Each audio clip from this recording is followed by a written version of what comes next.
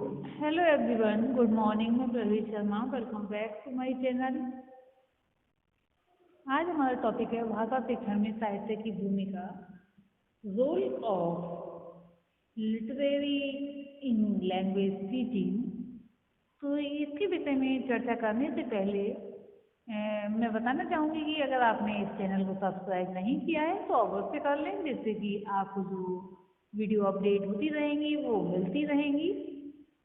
और वीडियो को लाइक करना ना भूलें। तो सबसे पहले हम देखेंगे भाषा का अर्थ, meaning of language.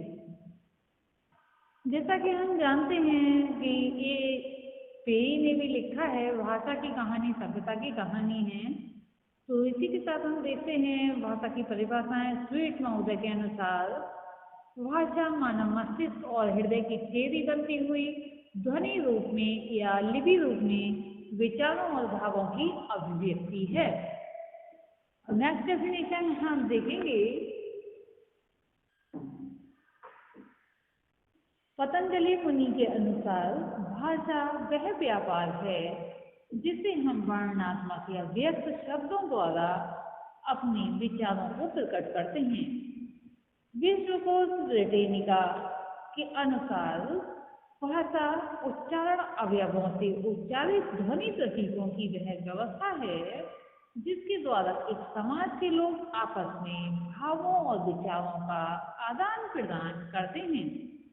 Sumitranand Pant ने लिखा है, भाषा संसार का नाद में चित्र है, ध्वनि में स्वरूप है, यह विश्व की हृदय तंत्र की झंकार है जिसके स्वर में अभिव्यक्ति होती है। भोलानाथ तिवारी ने लिखा है, भाषा उच्चारण अवयवों से उच्चारित स्वेच्छाचारी ध्वनि प्रतीक की वह अवस्था है जिसके द्वारा एक समाज के लोग आपस में भावों और विचारों का आदान प्रदान करते हैं। बाबूराम सक्सेना ने लिखा है, भाषा से तात्पर्य विचारों एवं भावों का व्यक्तिकरण प्रमुख रूप से स्रोत, ग्राह्य, ध्वनि चिन्ह से प्रमाणित होता है। गौण रूप से दर्शन, संकेत अथवा स्पर्श द्वारा, ग्राह्य लेख, मुद्रण आदि से है। नेक्स्ट डेफिनेशन हम देखेंगे, पंडित सीताराम चतुर्वेदी के अनुसार भाषा के आविर्भाव से सारा संसार या सारा मानव संसार गुणों की विराट बस्ती बनने से बच गया और इसी के परिणाम स्वरूप जीव मंडल में सर्वोच्च स्थान पाया है। ऑटो जसपर्सन ने लिखा है कि भाषा ऐसी मानवीय वृत्तियों का समूह है जिसका उद्देश्य है भाषा और विचारों की अभिव्यक्ति तथा दूसरों तक प्रसार। तो ये हमने डेफिनेशन और अर्थ के विषय में समझ लिया है, क्योंकि अर्थ भी परिभाषाओं पर आधारित होता है और अर्थ पर परिभाषाएं आधारित होती हैं। अब हम इसी के साथ देखेंगे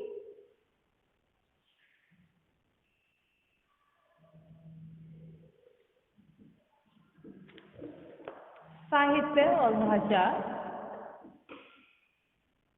साहित्य भाषा अभिव्यक्ति का वह विशिष्ट रूप है जो समाज या व्यक्ति के विशिष्ट अनुभव को निष्पन्न करने के लिए प्रयुक्त होता है।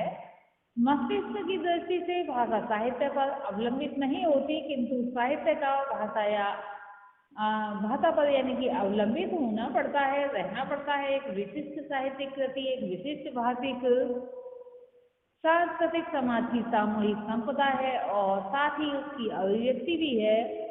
भाषा समाज स्वीकृत शब्दों और उसके अर्थों की वाक्य संबद्ध श्रृंखला व्यवस्था है। शब्द यानी शरीर तथा अर्थ प्राण के सहभाव एकत्र होते ही भाषा में अभिव्यक्ति क्षमता यानी कि चेतना और जागृति जिसे कहें आ जाती है। शब्द और अर्थ के सहभाव को ही साहित्य की संज्ञा दी जाती है। साहित्यकार जीवन के सतही और निगूढ़ तत्वों की अभिव्यंजना, स्व संवेदना तथा मनोभावों के सहारे करता है। प्रत्येक भाषिक समाज का साहित्य उसकी जनता की चित्तवृत्तियों का संचित प्रतिबिंब होता है।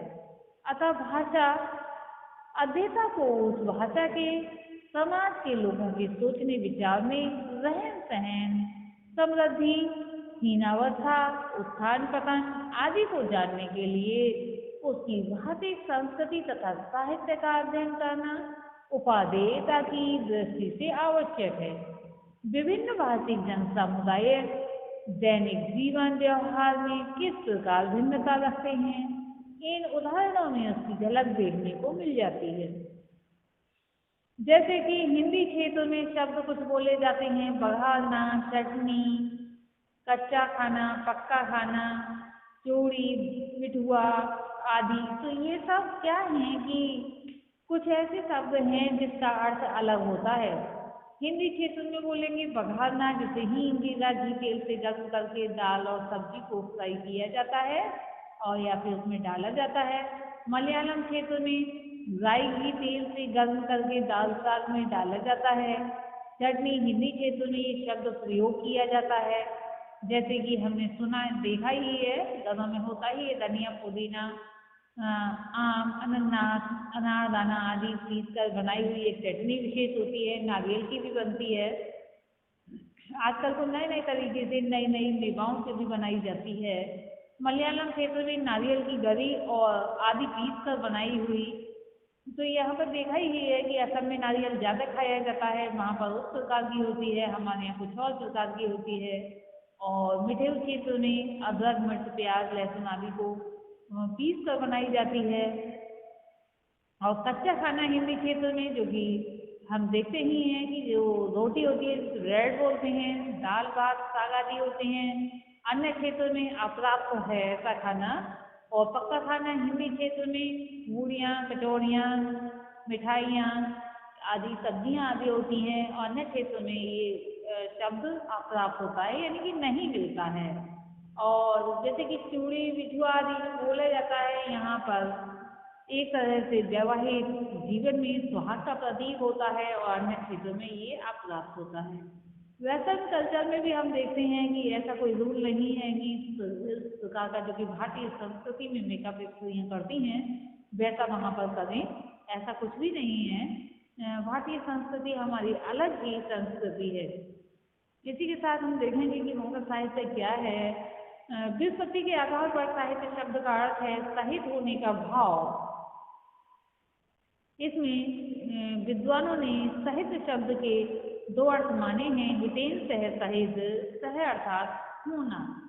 हितेन सह सहित का अर्थ है हित के साथ होना अथवा जिससे हित संपादित हो या हित का संपादन हो। सह शब्द का अर्थ साथ होने से है। साहित्य से ये भाव जो है प्रतिपादित होता है कि जहाँ शब्द और अर्थ, विचार और भाव का परंपरानुकूल सहभाव हो वह साहित्य है। साहित्य का दूसरा अर्थ है जो हित सहित हो। भाषा के माध्यम से ही साहित्य हितकारी रूप में प्राप्त होता है। भाषा एवं साहित्य के विद्वानों तथा शिक्षाविदों द्वारा साहित्य की जो परिभाषाएं दी गई हैं इस प्रकार से हैं। हाँ, यहाँ पर हम देखेंगे साहित्य की परिभाषाएं, जिसमें सबसे पहली परिभाषा है गंगा प्रसाद पांडे की परिभाषा। उनके अनुसार साहित्य विचारशील आत्माओं की अमर अभिव्यक्ति है। इसमें जीवन संबंधी उन विशेष विचारों का संकलन होता है जो हमारे यथार्थ जीवन को प्रगति देते हैं। वास्तव में साहित्य शब्द हमारा जीवन है, क्योंकि सभी साहित्यकार जीवन की जटिलता तथा विरसता का एवं सरसता का उपयोग करने के बाद ही उसको अपनी शब्द सीमा में बांधने का प्रयत्न करते हैं। नेक्स्ट डेफिनेशन हम देखेंगे बाबू गुलाब राय की। इन्होंने लिखा है साहित्य संसार के प्रति मानसिक प्रक्रिया अर्थात विचारों, भावों और संकल्पों की शाब्दिक अभिव्यक्ति है और यह हमारे किसी न किसी प्रकार के हित का साधन करने के कारण संरक्षणीय भी है। और नेक्स्ट डेफिनेशन हम देखेंगे राजशेखर की। राजशेखर के अनुसार शब्दार्थ एवं अर्थ स्वभावेन विद्या साहित्य विद्या अर्थात शब्द और अर्थ की यथा योग्य सहयोग वाली विद्या साहित्य विद्या है।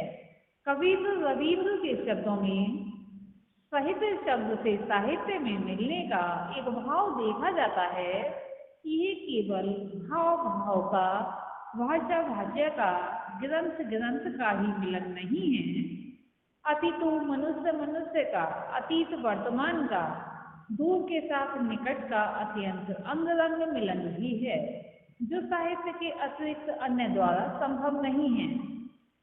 इसी के साथ नेक्स्ट हम देखेंगे हेनरी हडसन के अनुसार इन्होंने लिखा है, साहित्य मूलतः भाषा के माध्यम द्वारा जीवन की अभिव्यक्ति है। और लास्ट में हम देखेंगे कि पंडित महावीर प्रसाद द्विवेदी जी क्या लिखते हैं, और लिखते हैं कि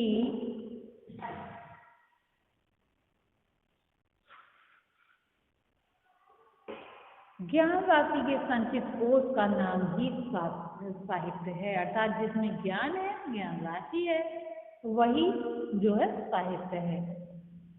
इसी के साथ अब आगे हम इसका वर्णन करना चाहेंगे कि भाषा के संदर्भ में भारतीय संस्कृति की सामान्य जानकारी। भाषा के छात्र को अपने वातावरण से सहज ही प्राप्त होती है, किंतु भाषा के संदर्भ में भाषा के शिक्षक तथा शिक्षार्थी को उसके बोध के लिए विशेष प्रयास करना पड़ता है। साहित्य बोध के लिए भाषा तथा भाषा के शिक्षक तथा शिक्षार्थी दोनों को ही लगभग समान रूप से प्रयत्नशील रहना पड़ता है। किसी भी भाषा समुदाय को उसकी संस्कृति कुछ अंशों को जो है प्रत्यक्ष सिखाया जा सकता है। हिंदी भाषी संस्कृति में स्वयं विनीत रूप में प्रस्तुत किया जाता है। स्वयं को अध्यापक गुरु को शिष्य आदरणीय श्रद्धेय पूज्य गुरु जी लिखता है, ना कि माई डियर टीचर, मेरे प्रिय अध्यापक। बहुत सी बातों के लिए संदर्भ तथा व्याख्या, दृश्य श्रव्य उपकरण आदि का सहारा लेकर अध्यय भाषा की संस्कृति के बारे में बताया एवं समझाया जाता है। जैसे विभिन्न अवसरों पर शोक या प्रसन्नता प्रकट करने का ढंग, विभिन्न संस्कार, रीति रिवाज, त्योहार आदि। भाषा शिक्षक को अपने छात्रों में ये बोध दृष्टिकोण विकसित करना होगा कि एक ही वस्तु, क्रिया, व्यवहार को देखने, समझने तथा उसका मूल्यांकन करने के विभिन्न समाजों में अलग अलग तरीके होते हैं, जो उस भाषाई समाज की दृष्टि में सही माने जाते हैं। अतः ये आवश्यक नहीं है कि मूल्यांकन या बोध की ये जो विभिन्नताएं नैतिक दृष्टि से किसी पक्ष को उच्च या निम्न अथवा सही या गलत सिद्ध करें। अब हम इसी के साथ देखेंगे कि इसीलिए साहित्य समाज का दर्पण है और जिसमें कि भाषा समाहित होती है। इसके लिए हमें ध्यान रखना चाहिए कि भाषा शिक्षण में साहित्य की विशेष भूमिका है और साहित्य के लिए भाषा की महत्वपूर्ण आवश्यकता है। आज के लिए इतना ही, धन्यवाद।